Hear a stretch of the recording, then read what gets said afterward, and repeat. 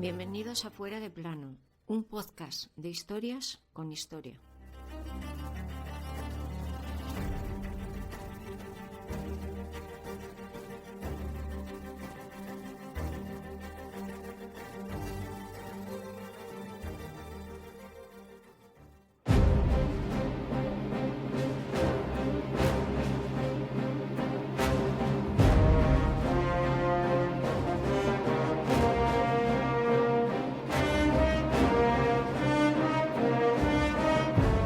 Un derrotado triunfo. Así podríamos calificar lo que pasó aquellos días entre el 26 de mayo y el 4 de junio de 1940. La Segunda Guerra Mundial acaba de empezar y en esos días se desarrolla la conocida como Operación Dinamo, gracias a la que se pudieron rescatar a más de 300.000 soldados ingleses y franceses. Es la retirada de Dunkerque. Pero, ¿se pudo llevar a cabo gracias a los propios nazis?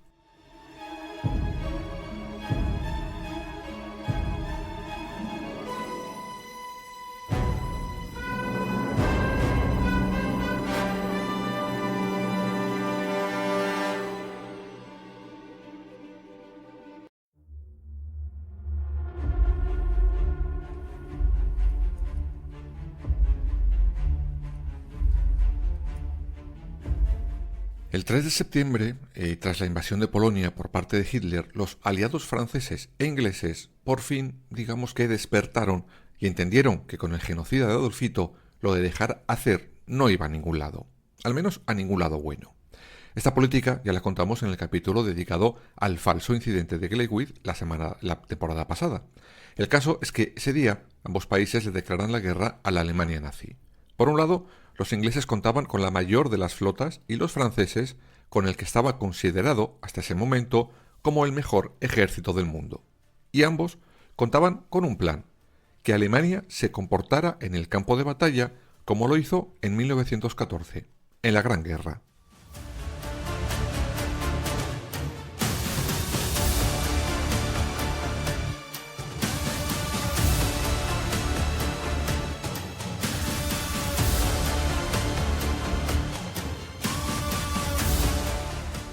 Ambos países reúnen a parte de sus soldados y durante los primeros meses todo parece funcionar bien.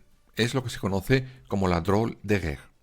Aunque los ingleses pronto empezaron a estar, digamos, molestos con sus amigos los franceses. Sobre todo porque estos últimos tenían una complejísima cadena de mando. Esto, como es evidente, condicionaba y retrasaba cualquier tipo de decisión que tuvieran que tomar de forma rápida. Además, y como guinda ese pastel, digamos que el flamante y todopoderoso ejército francés tenía un serio problema de disciplina. Y claro, cuando te vas a enfrentar a un loco como Hitler, si tus aliados no están en lo que tienen que estar, el que lo pagas eres tú. Y el precio es la vida.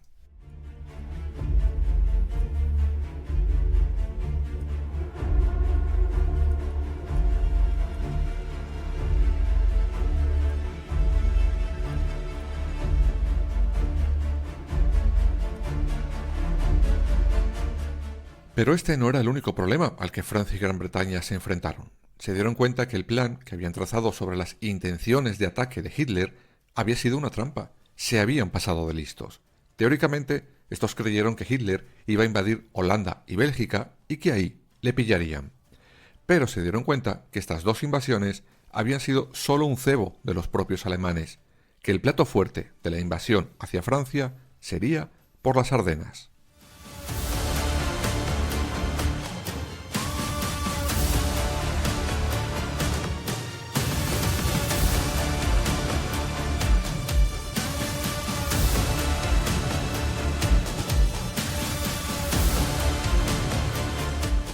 La BEF, la Fuerza Expedicionaria Británica, que había desembarcado meses antes en Francia para apoyar a sus aliados, empieza a darse cuenta que algo va mal, muy mal.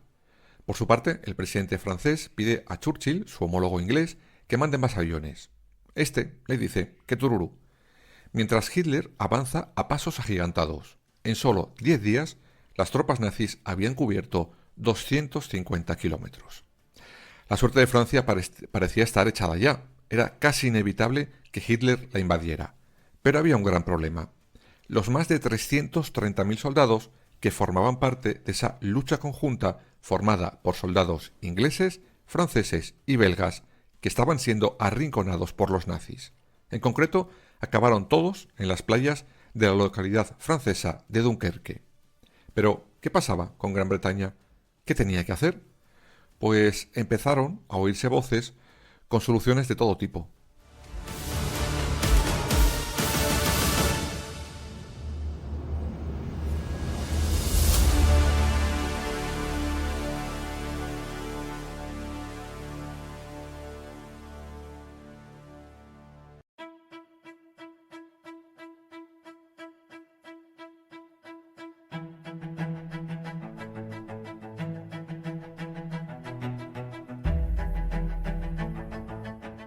Tras la más que inesperada derrota del ejército francés, que como os he dicho antes, hasta ese momento era considerado como el mejor del mundo, los ingleses se preguntan qué harán ellos con Hitler, sobre todo para intentar salvar a los soldados acorralados en Dunkerque, que tenían muy difícil salir de ahí con vida. Pues bien, una parte del gabinete inglés era partidario de negociar. Sobre todo, esa tesis la avalaba el ministro de Exteriores. Él había sido uno de los máximos defensores de esa política de dejar hacer, que como ya hemos visto, dio fantásticos resultados con Hitler. Se plantean hablar con Mussolini, que por aquel entonces se mantenía neutral, para que éste intercediera con Hitler y firmar una rápida paz. Sin embargo, por suerte, la opinión del primer ministro Winston Churchill era otra, muy diferente.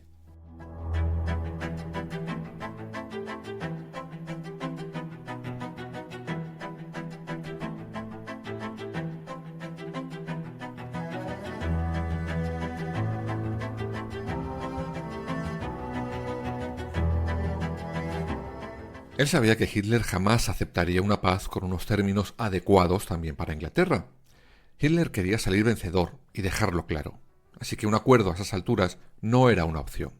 Además, Churchill estaba esperanzado con que Estados Unidos diera por fin el paso y se uniera a su bando para luchar contra el desquiciado de Adolfito. Churchill confiaba que su fuerza aérea, que seguía casi intacta, y su fuerza naval les ayudara para derrotar a Hitler. Y el primer paso, y el más urgente, era sacar a los soldados de las playas de Dunkerque, fuera como fuera.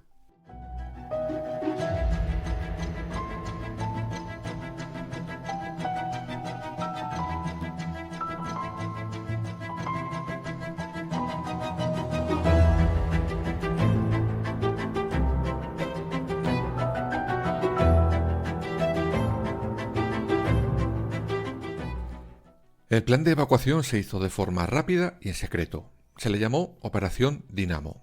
Se realizó en el cuartel subterráneo del castillo de Dover, iluminado solo por generadores Dinamo. De ahí el nombre de la operación. No se calentaron mucho la cabeza para poner el nombre, la verdad. En fin, lo primero que se hizo fue preparar una gran flota naval. Se cuenta con 200 naves, 40 de ellas eran destructores. Pero además se confiscan cientos de pequeñas embarcaciones. Barcos de pesca, lanchas, yates, todo valía.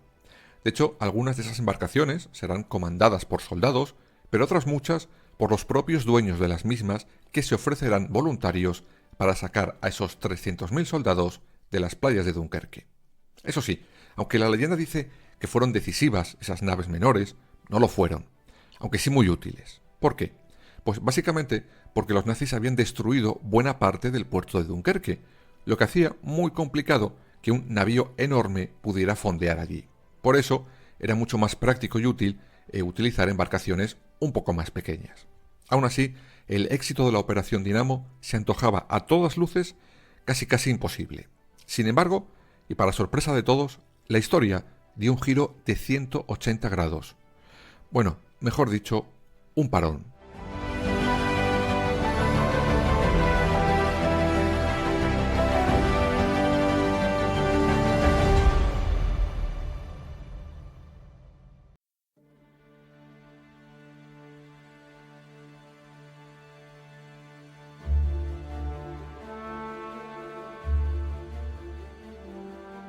El 23 de mayo de 1940, el general alemán von Rundstedt, siguiendo las órdenes estrictas de Adolf Hitler, manda parar en seco a la división Panzer que se dirigía hacia Dunkerque.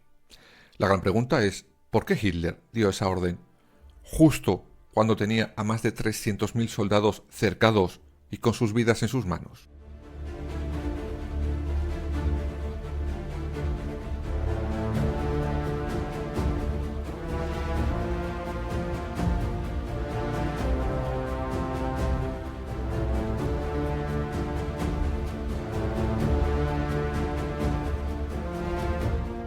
Pues básicamente los expertos dan dos razones. Y no, ninguna de ellas es que Hitler se apiadó de ellos. Pues todos conocemos al desquiciado de Adolfito y sabemos que podía ser muchas cosas.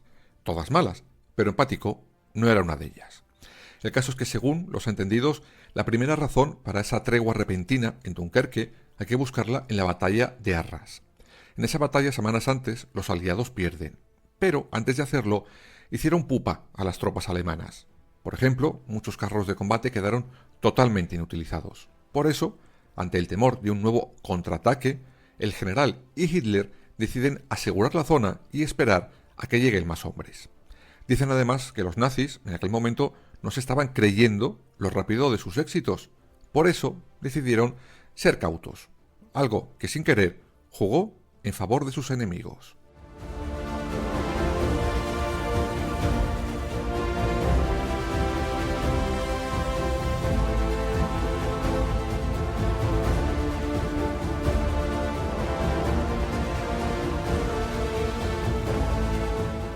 La segunda razón que explique ese repentino parón hay que buscarla en Hermann Göring. Él, tan iluminado como siempre, le dijo a Hitler que no enviara tropas a Dunkerque para evitar cualquier posible intento de evacuación de esos 300.000 soldados, que él, con sus aviones, evitaría que nadie saliera de allí, al menos con vida.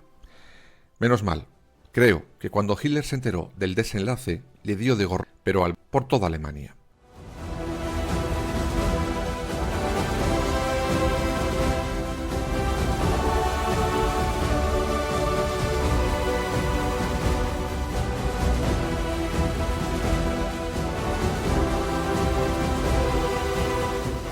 Y claro, los aliados aprovecharon esos 3 días de parón nazi para poner en marcha su Operación Dinamo.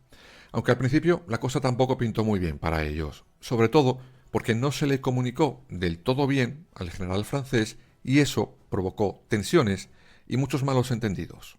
Aún así, no tenían tiempo que perder. El 26 de mayo miles de soldados hacían una desesperada cola en las playas de Dunkerque, esperando que llegaran los barcos de la Royal Navy y le sacaran de aquella ratonera. La escena era, como os podéis imaginar, dantesca. Miedo, tensión, angustia. Si queréis tenéis una fantástica película llamada así, Dunkerque, del director Christopher Nolan, que se asemeja bastante a lo que se vivió allí en esas horas.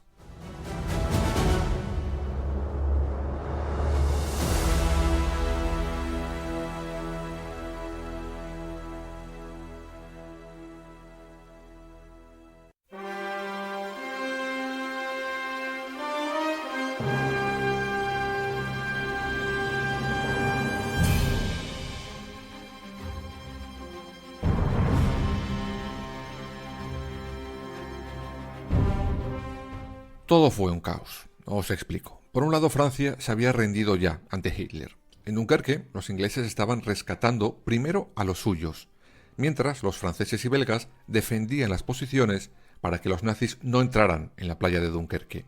Pero al ver que sus soldados no estaban siendo evacuados, también amenazan con dejar de defender el perímetro. Lógico, ¿no? Si estoy aquí jugándome la cara solo para que saques de aquí a los tuyos, yo bajo las armas y que sea lo que el destino quiera. Por otro lado, la aviación de Göring sí que había podido destruir varios barcos que se aproximaban a Dunkerque. Todo esto hizo, a pesar de la leyenda, que a veces se cuenta que muchos de esos marineros que se habían ofrecido voluntarios dieran marcha atrás y salieran corriendo de Dunkerque.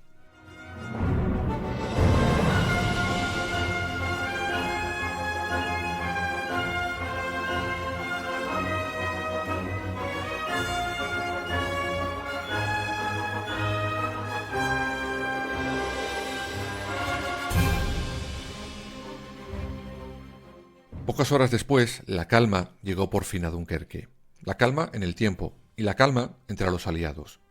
Los franceses siguieron defendiendo la playa. Los ingleses derriban varios aviones nazis. Churchill da la orden clara y meridiana que los rescates tienen que ser equitativos, que nada de sacar primero solo a los suyos, que esos soldados estaban en peligro con independencia de su pasaporte. Por fin, el 31 de mayo, la Operación Dinamo se hizo pública. Y claro, se hizo pública porque ya sabían que iba a ser un éxito.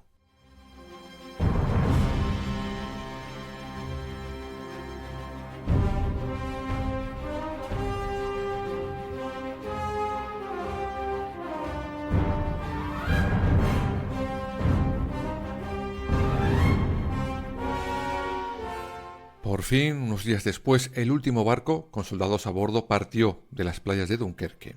En total, fueron trasladados 338.000 soldados, de los que 230.000 eran ingleses, el resto franceses y belgas. En el otro lado de la historia están los casi 70.000 soldados que fueron capturados o muertos en la batalla de Dunkerque. El 4 de junio, por fin, Alemania entró en Dunkerque. Ya no había nadie.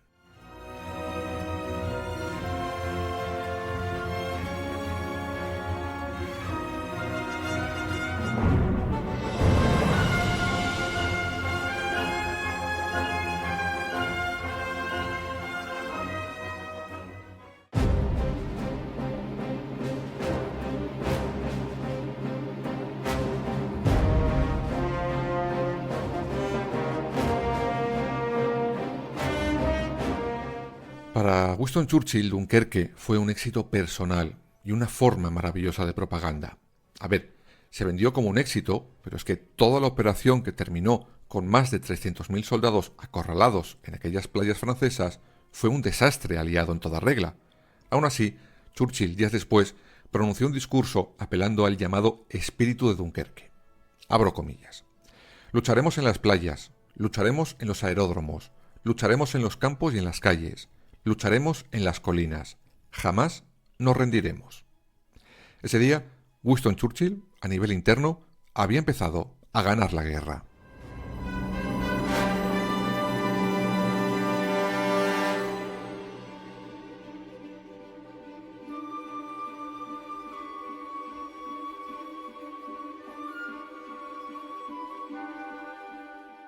Y aunque poco después de Dunkerque Francia firmó su armisticio con la ocupación nazi, hemos visto cómo a Gran Bretaña le vino muy bien. Sea como fuere, aquella Operación Dinamo sigue siendo el rescate militar más grande de toda la historia de la humanidad. El rescate de Dunkerque.